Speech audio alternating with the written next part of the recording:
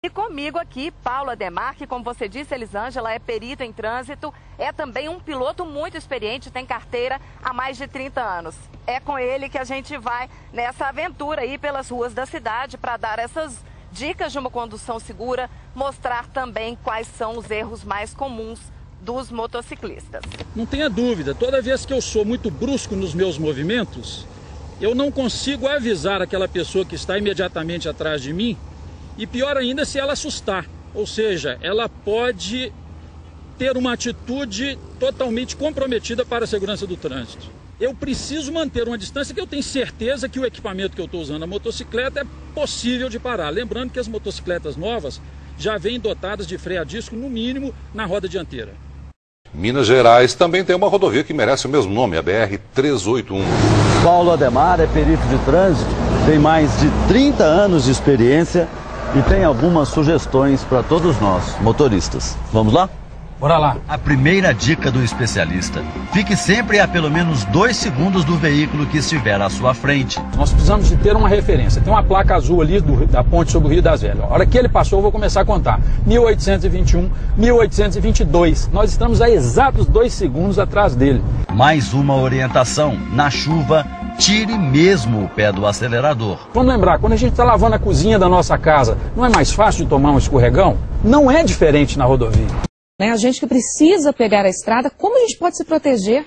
Olha, só tem uma dica, uma ferramenta. É você evitar aqueles momentos que historicamente, naquele exato trecho de horário, eles comportam mais acidentes. Ou seja, é estatístico. Por exemplo, Polícia Rodoviária Federal tem pessoas que não sabem disso. Você pode discar o 191 do lugar que você estiver no país. Eu uso muito isso, eu quando estou com minha família. Você liga e fala, olha, eu estou em tal cidade precisando ir para outra. Tem retenção, tem acidente, devo ir agora? O policial, de uma forma tão educada, fala, olha, evita esse horário, esse é o horário que nós temos maior movimento. E tem funcionado. Quer dizer, podemos fazer isso, não só, obviamente, com a Polícia Rodoviária Federal, mas também com a Polícia Militar no nosso... Exclusivo, 3 acidentes em 3 horas. E todos no mesmo local. Mas qual a explicação para 3 acidentes no mesmo local? Um perito especialista em trânsito analisou as imagens. Não se previa que poderia ter um segundo acidente. O ideal sempre é que haja a colocação de cones de uma forma ordenada para que a pessoa que vem lá de longe verificou que é o cone, e obviamente o carro da polícia é facilmente identificado, se diminui a velocidade, então há uma aproximação melhor. Você viajou nesse feriadão e vai pegar estrada, fique atento ao movimento dos caminhões. Eles estão envolvidos em 25% dos acidentes nas estradas brasileiras.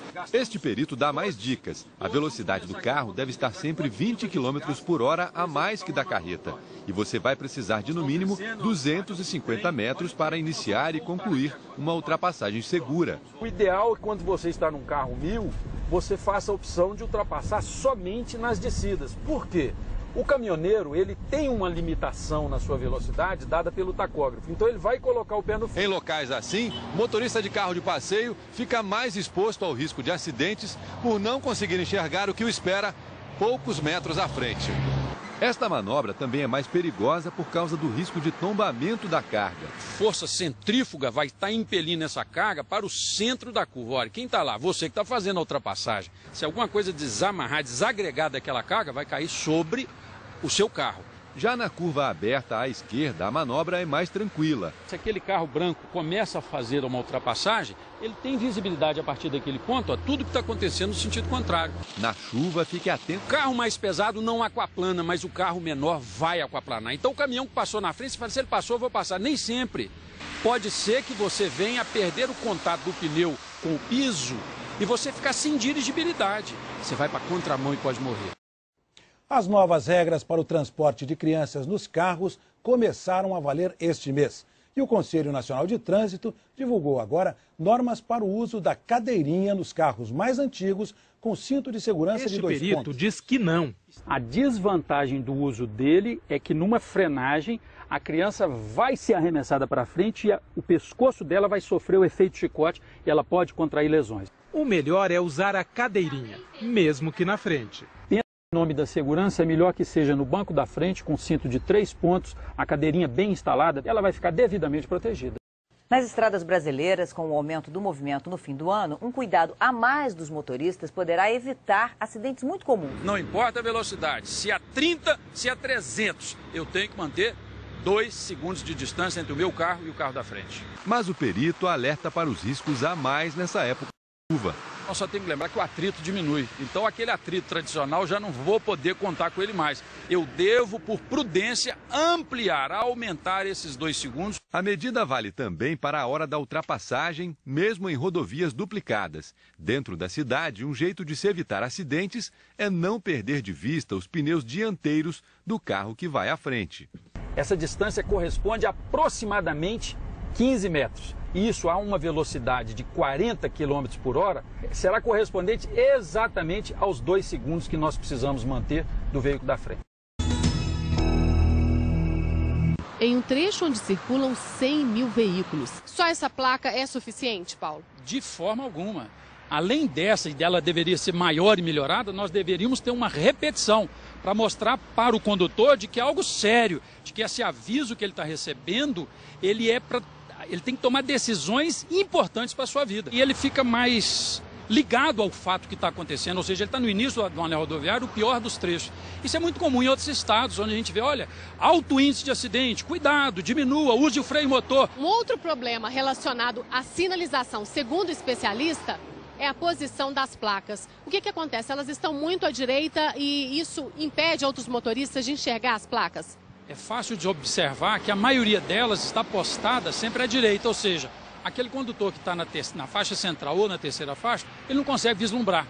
Principalmente porque aqui nós temos muitos caminhões, e às vezes grandes, que não permite absolutamente. Então a pessoa que está lá, ele não sabe o que está sendo informado na via. Ou seja, o melhor é que nós usássemos pórticos com informações repetidas, que então o condutor poderia ler avante na sua posição frontal e traria bastante segurança. Qual o problema daquela placa ali de cima? Porque ela está falando a velocidade, 70 km por hora, velocidade máxima permitida. Para automóvel, ela pode ser até adequada, mas para caminhão não é não. Um carro uma carreta, um bitrem, andando a 70 por hora, se ele precisar fazer uma frenagem rápida, de emergência, ele não consegue não. Imagina que de 60 para 70 não tem muita diferença, mas tem 10 km. Tem é muito. Nós temos que lembrar que uma carreta dessa pode estar transitando com 45 toneladas. Na hora que você precisar fazer uma detenção do seu carro, ou seja, frenagem e zerar a sua velocidade, esses 10 km por hora é um monstro. Aqui o grande problema é que não há só o declive, são várias curvas nesse trecho. Aí está outro perigo, né? Essa é uma característica da nossa capital. Nosso relevo aqui é complicado e aqui não é diferente. Então, durante esse longo trecho de declive, nós temos várias curvas. Então, o sujeito ele tem que usar o freio por vários motivos. Então, mais aqui. Mais para frente, se isso não resolver, nós temos que dar um jeito dele começar esse trecho em baixa velocidade. O anel rodoviário tem 26 quilômetros de extensão. Começa em Sabará e termina em Nova Lima, passando por 40 bairros de Belo Horizonte.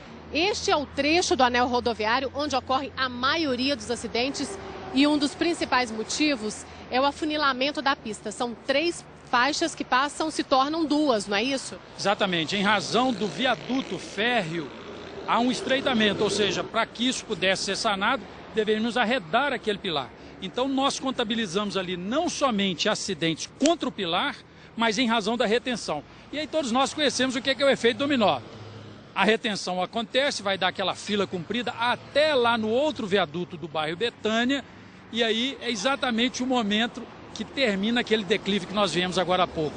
Quer dizer, o caminhoneiro que veio com a velocidade alta encontra aquele tanto de garrafa de boliche para fazer o strike dele e que com frequência isso ocorre, infelizmente. Acidentes envolvendo motociclistas estão cada vez mais frequentes e graves. E ao famoso corredor. Proibido não é, mas o perito alerta. Se esse carro for desviado de uma simples lata de refrigerante, ele te espreme e o acidente é inevitável. O perito, que é piloto de moto, mostra que dá para ser ágil, com mais segurança. Quando ele ainda está fluindo, você vai mudando de faixa. Eu entro lá na faixa e volto. Sem nenhum problema, sem nenhum risco. Agora, quando o trânsito parou, ou em razão de um semáforo ou de um problema qualquer lá na frente, Aí sim o motociclista pode passar entre os carros numa velocidade contida. Eu passo aqui sem risco algum. A minha velocidade é baixa. Ele é um veículo, ele tem que ocupar o espaço normal que um veículo ocuparia. Ainda que a preferência seja minha, quem tem que tomar as precauções de segurança é o motociclista.